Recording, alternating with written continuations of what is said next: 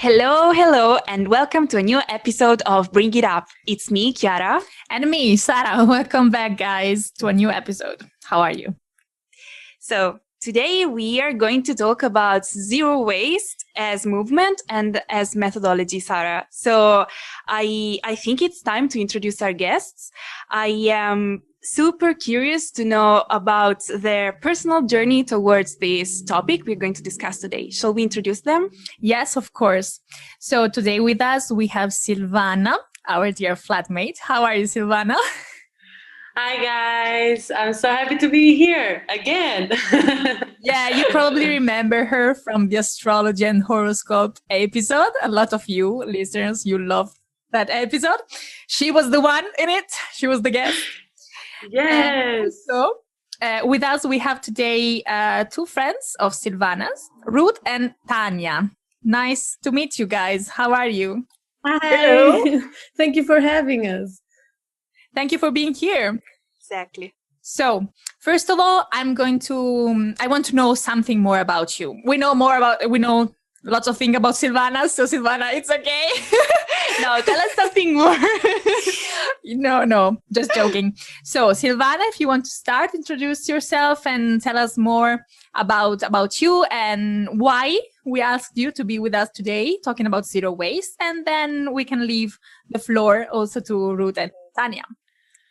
So, hello guys, I'm Sylvana. Today I bring, instead of my astrologer side, I came with my environmentalist side. I am, since a few years back, very interested in the topics of sustainability. It mainly started with a shift of diet to vegetarianism. And after that, that it came kind of naturally to just meet people that were interested to live a more environmental friendly lifestyle, and it led me to be an advocate for a low waste or zero waste lifestyle today. Amazing. So, what about you, Ruth? What's your story? Tell us. So I think I have a similar path to the one Sylvana has described, because my experience began when I changed my diet to veganism. And I think that is really connected with environmentalism. And that was something that I changed right away. My mindset changed in a lot of ways, and specifically in environmentalism, because I wanted I discovered this whole new world that I wanted to save the world somehow. And so a big part of that was also having this concern about the environment and the waste that I produced. And I think I remember the first time I heard the word zero waste, because at the time I didn't know what it was. And it was because of this girl called Lauren Singer. She has this project called Trash is for Tossers. And she at the time she was around my age, and she was telling, this was a TED talk, and she was telling us about how she had her trash for over a year in this little jar. And I was like, wow, if she can do it, I can also do it, because she's like around my age and she goes to university and she has a normal lifestyle. So I think after that I was really inspired, and then I had all of this process, because this is a process and I'm not there yet, but I'm trying to be. Super cool. Yeah, this is so interesting, because I had the exact same path that you did, because I switched my diet to veganism, and then Lauren was my source, my primary source for zero waste lifestyle. It's amazing. I saw the same TED talk that you were talking about, and I saw her blog, Trashes for Tossers, and her videos on YouTube and everything. And I got so inspired. Oh. Yeah, it's the same. So interesting. Yeah. Amazing. Yeah, she's really relatable. It's not like some hippie that you assume lives in the forest. No, she's like a regular girl. Yeah, exactly. Yeah. Before we move on, let's introduce the last guest. Yeah. Tanya. So my story starts when I buy a motorhome, and then I live actually like I don't know, 1 year in the motorhome. So tiny space, I need to reduce my trash. So that's it. Very practical. Yeah. Yes. Minimalism is the way, I think, in this case. Yes. So I start to watch documentaries, and okay, I capable to reduce and have more space in my tiny house. Yes, yes. Okay, so girls, I think it's time to introduce a bit more like the theoretical parts related to this thing that we are talking about, zero waste. So what is zero waste? If you can tell us like in a short sentence, what is for you zero waste, and how you can live a zero waste lifestyle or low waste lifestyle. Okay, I can start.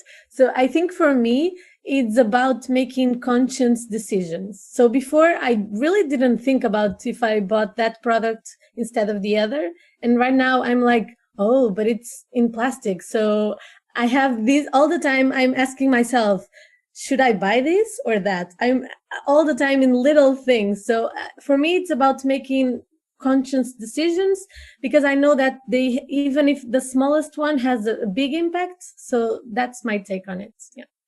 Yeah, like Ruth said, for me, it's just thinking the fact that everything we do, everything we consume has an impact on our planet. Just because we don't see it doesn't mean that it's not there. I mean, I'm talking about like basic resources, like vital resources like water or wood or metal or all of these things. We have to think consciously about the use of them. And for me, zero waste is thinking about this, and also exactly like every time I'm buying this packaging, could it be something that has a cycle of life that can be reused, that can be all of this. And but like a little note that I would like to make to all of this is because some things, like some people tend to go a bit to the extreme. Like I like the zero waste term, but something that has been very trendy now is, instead of zero waste, calling it low waste, because zero waste is a bit unattainable in a way in the society that we live in, and in the way the society is designed. So a phrase that I would like to bring to our listeners now is, it's better to have a lot of people doing zero waste imperfectly than a few doing it perfectly. Yes, for me, zero waste or low waste is about choices. If you can choose if you buy something or reuse something you have at home. You don't need to buy. You can reuse something you have at home.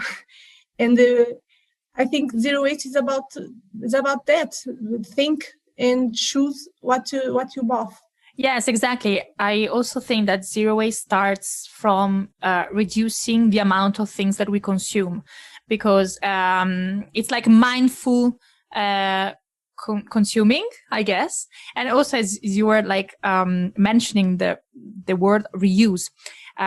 Reuse is one of the 5 R's, one of the 5 rules, let's say, basic rules, pillars of zero waste. Can you tell us more about that? Because I assume that people relate a sustainable way of living just with the idea of recycling, but it's not the case. I mean, recycling is just one of the phases of living a more sustainable lifestyle. So can you tell us more about the 5 R's? Well, I can start with the first R, because I think that was the one that had a bigger impact in me. The first one is refuse. So I think, like, I'm Portuguese, and I think our community has this idea that if something is free, you don't take one, you take 10. And so unfortunately, I was also part of that mindset before. And so whenever I went to festivals or whatever, I would take a bunch of stuff that then I didn't need them. I was like, why the hell did I took this? And so I think that for me was like a big change. Now, if I don't want to, if I will not use it, I do not accept it. And what about the other R's? I'm curious now. Reboot, with food. I try, but I don't have a garden or something, so I quit. It's such an interesting one, that one, Tanya. I think for me, if I'm gonna have to choose one, would be to reduce, because like sometimes it's exactly like the society that we live always tells us, or like the advertising system always makes us feel like we're not enough, and that we always need more, and that we always need to buy more, and we're not going to be doing good if we don't have this particular product or this particular thing. And this comes in the way of the reuse and repurpose. That is like sometimes one thing can be used for so many other things. I have the case that I have here, this jar, and the jar is such an interesting thing that is like, I can use this as a glass, but this was a something probably that had my peanut butter or any other thing. But why should I trash it? It's perfectly good to be any other purpose or any other use. It's kind of mindset of creativity that we look at one object that can serve so many other purposes, kind of. So we have refuse, reuse, reduce, rot, and the last one that is recycle, right? Last stage. Yes. So I think also something that I would like to add to what Sylvana said was about the reducing, because sometimes we feel this pressure to have a lot of things, and we feel like we are happier if we have a lot of things. And it's true that we get happy at a certain point while getting those things, but it's such a short-term happiness that it doesn't really makes you happy for a long time. And so what I like, this is a really cliche quote that is also one of the books that my sister lent me, that it says, it's not about having, it's about being. And I always keep this in mind, because it's true. It's not what I have, it's what I could do, and only with me and not with some resources. Yeah. You know, I find it very interesting, this personal description you gave, and also the emotional part you related to those 5 R's, because I understand that it's something that you can have as an ideal, the zero waste. It can be your main goal in your personal life, but also you can adapt it to what you can actually do. For instance, we were speaking about rooting and the compostables. If you can't do it, then you can focus on something else, and you can still have this kind of lifestyle as your own lifestyle. And this thing we have right now for plastics and one single use like vessels, if you think in the past everybody was using, as Sylvana is doing right now, the glass jar for milk, for instance. So it's something we know how to do it. It's probably we forgot, or what happened? Why we have this passion for plastic now? Well, I think I actually saw an episode about plastic, because before I had this phase where I was like plastic phobic almost, because I was like, oh, it's made of plastic, I don't want to. Like, it made me itch with just like being near a bottle of plastic, which is totally wrong, because of course plastic has helped us in a lot of ways, like in terms of medical care, in terms of technology, and so on. So of course, we are not against plastic. We are against single-use plastic. And that is the real issue, because when plastic came along, everyone was so excited to have this like easy life of just using and throwing it away. And I'm not judging those people, because back then that was like, wow, so innovative. But right now, like, we are going back. We need to go back, because we reached to a point where it's like, it's not about doing that again. Like, we need to be more conscious. Yeah. So I think, so what I was trying to say is that I believe people are getting excited about plastic because it's easy and people like easy stuff. They don't like to have concerns about stuff like cleaning the dishes or whatever. Yeah, totally true. I just wanted to ask you, what was the first thing you switched to, like the first change you did in your own lifestyles when you decided to go low waste? My first change is about in the supermarket, the bags. So in Portugal, I'm Portuguese, like fabric bags or plastic, but reusable plastic. It's for me. It's done. It's not more. It's not. Oh, I'm doing that. No, everyone doing that. Now I'm living in Brazil. You don't imagine the bags they use. They didn't think about sustainable nothing. They put bags in here in the supermarkets are free. They put like two things in one bag. I bought 10 products. I'm living with the supermarket with 5 bags with plastic. It's they don't have the conscience. I'm going to buying fruit, and I'm leaving my own bags, fabric bags. The last time I forgot one bag there, and when I go back again, the girl, oh, this is yours. And I thought, okay, I'm really only the only person with her own bag.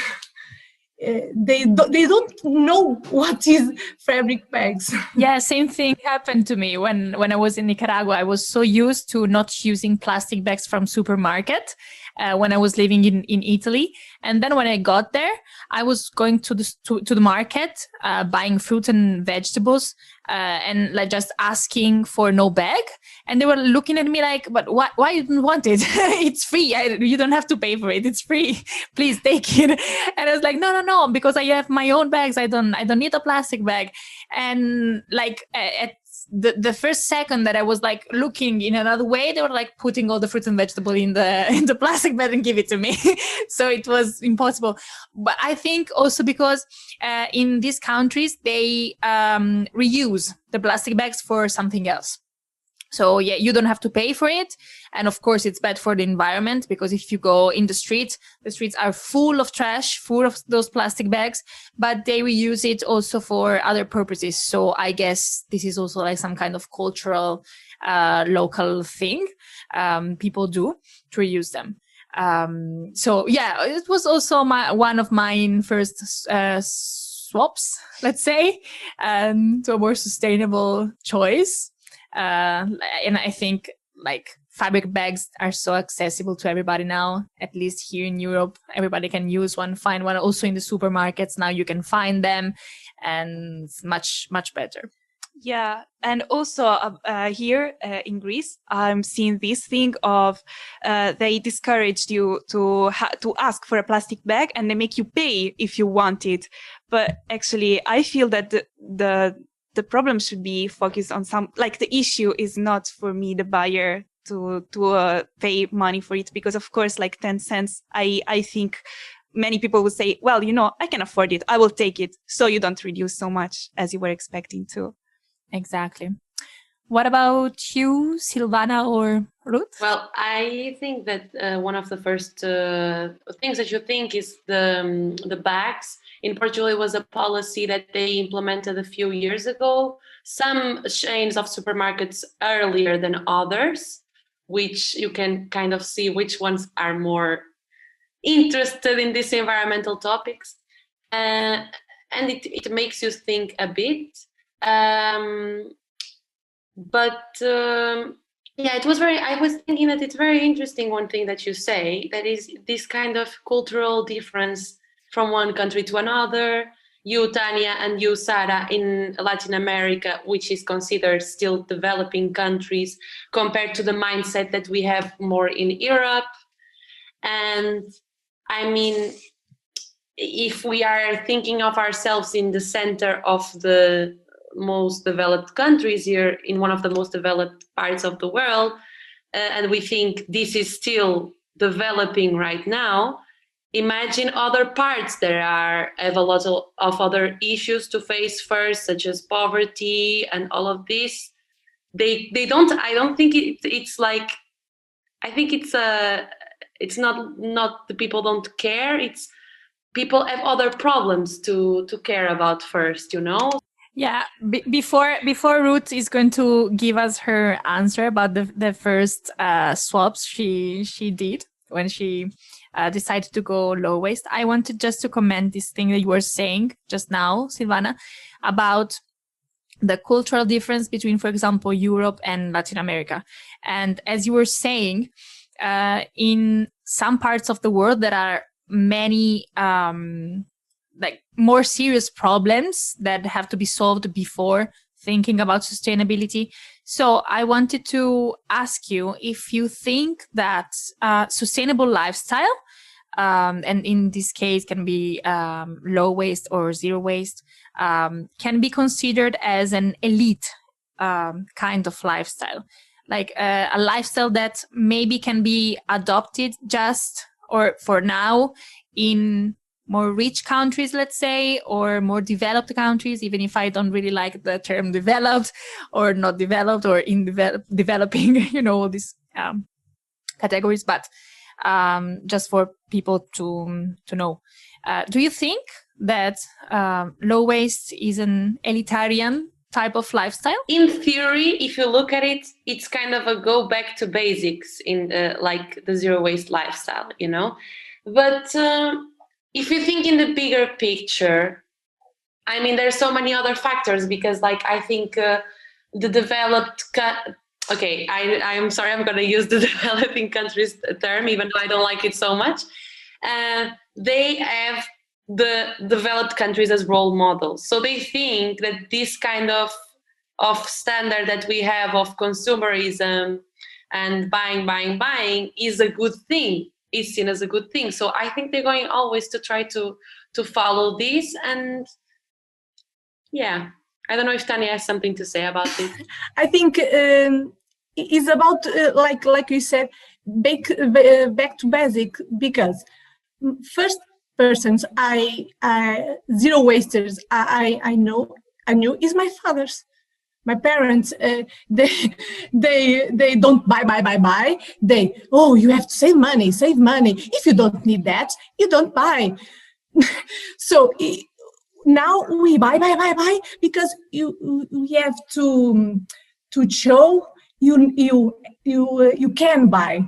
But in the undeveloped country, you don't need to buy. If you reuse, you have, I don't know, I'm like everyone every time say reuse, reduce. No, I agree with you, Tanya. I don't know we said this, but we are sisters. And so I was going to say that now that I look back, the first zero wasters that I know are our parents, because nothing is wasted at our house. Nothing, like everything, like we have some animals, so anything that is leftovers from the food, it goes to them. And now that I look, it's like they're really inspiring. So it's interesting to know that something that we didn't think that was so important back then, now it really is, and it's good. And also I wanted to know, for example, when someone decides to switch to a more sustainable lifestyle, what are the main mistakes that people do? For example, when I tried to live a more sustainable life and cut out single-use plastic and everything, for example, I heard so many people saying, oh yeah, I'm going to buy, for example, metal, everything like Tupperwares or whatever, because I don't want to use the plastic ones I have, or I'm going to throw away everything made of plastics because I want to buy something made with bamboo or wood or a more sustainable material. But the thing is that that's the only thing that you don't have to do, I guess, like throwing away everything you already have and not use the things you have until like their product life, let's say, as handed has come to an end, and then buy something else. But so many people I heard also, I read on different blogs and also in documentaries saying, they were saying, yeah, I'm going to switch to this lifestyle, so I need new things that are appropriate to this lifestyle. So nothing that is made with plastics, because I don't want to have nothing to do with plastics anymore. But I feel like this is the worst thing that you can do. What do you think? What are the main mistakes that maybe also you did? And now that you are more into it and you understood that that was not maybe the best thing to do? I think for me, the biggest mistake I've made was basically being too hard on myself. Like, I wanted to be this really perfect in this lifestyle for a while, and I realized it's not possible, and I'm okay with it. Like, I try my best, and I think that that's all you need to ask yourself, is try your best and be aware of your choices, and then the next one maybe it will be better. So don't try to rush in and change your whole life completely. This is a process, and I'm sure I will never be 100% zero waster. So I just need to go and change one thing at a time, and it will be much easier that way. What about you, Sylvana? Yeah, I think I wanted to think about other mistakes, but really, like, this is such an important part, because when people are trying to make a change in our life, and especially like in our case, it was like, oh, we recognize that there's a huge problem in the world, and now we want to change it like from one day to the other. But things don't change from one day to the other. Things take a lot of time to change, and we have to respect the process. We have to know that sometimes the progress is not even going to be linear, because some months you might feel super inspired to make this change and leave soup and cutting off your waste, but others you might feel a little bit more unmotivated, and I mean, yeah, just take your time. What about you, Tanya? Yes, I think it's one step of time. If you are good with bags, with fabric bags, okay. Then another step is continue, and we don't can't change the world in one day. Yes, exactly. I think that one of the main thing is be consistent with it. Like, not trying to change everything, but trying to change one thing at a time. For example, when I started to switch to this lifestyle, I remember that I started from my skincare. So I was like super into DIY, and I learned how to make my own body cream, deodorant, toothpaste, and whatever. So I was super hyped about this thing, but it was like very focusing on just that. And then when I was like, okay, with my new routine, let's say, and all the products that I was using and making sure that they were more sustainable and they had low impact on the environment, I switched to the food, for example, and try not to buy things from the supermarket that were wrapped in plastic, and maybe try to go to the market in order to buy in bulk, for example. So yeah. Oh, and also, as you were saying before, this kind of change, I guess, can be very harsh on your mind, on your mental health. Because I remember when I first started, I was practically obsessed with it. Like, I couldn't see anything else from other than plastic. Everywhere I was looking, I saw plastic, and I was refusing to buy everything because it was all wrapped in plastic. And then it took a while to understand the fact that it's impossible to avoid it 100%. Girls, I wanted to ask you, for our listeners, which are your references, if you can suggest something for people that would like to start. And with this occasion, I wanted also to ask to Sylvana to introduce her project. Happy to do so. I have page on Instagram that I create some content related to minimalist and sustainable living. And it's called minimize.movement. So I talk about a lot of things there, from all related to lifestyle, from diet to shopping habits, to all of these zero waste related topics. In the next month, I'm going to be talking more about the 5 R's policy that we talk in today's episode, and more into zero waste home and zero waste living. So if you're interested in these topics, have a look. Thank you. Thank you for this suggestion. And also, I feel the time has come to say thank you to our guests to spend this time together to talk about this interesting topic and so up to date, to be honest. So thank you. Thank you very much, girls, for being with us. And of course, we hope to have you back, maybe for another episode talking about something else. And so, yeah, I think we can close now this episode and say goodbye and wait for the next one. So thank you, girls. Bye.